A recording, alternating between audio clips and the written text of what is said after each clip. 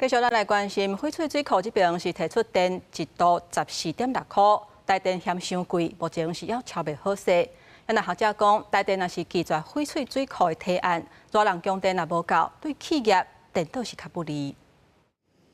翡翠水库管理局提出，河水补偿费加收1栋3块，不过台电甲北市府双方无详细刻伫遐。台北市长蒋万安19受访问讲，台电若有意思要议价，翡翠水库也愿意讨论。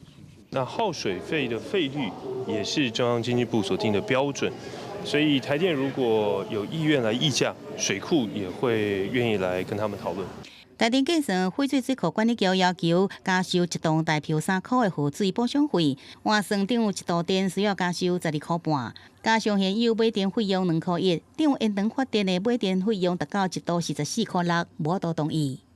那坦白讲嘛，翡翠水库它的发电量确实也没有很多，可是这是你台电手上的筹码之一耶。你现在就是缺乏这些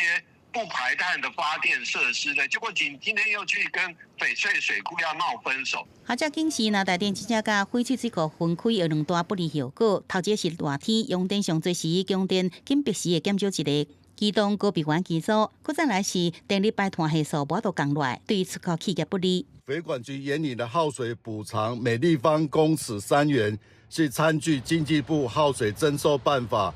之标准拟定。双方经过多次的协商，台电仍坚持不予补偿。耗水费征收对象是耗用水资源，发电的尾水它是存在下游堰坝，供那个民生来使用，并没有这个耗水的问题啦，所以我们建议还是依照现有的一个合约方式来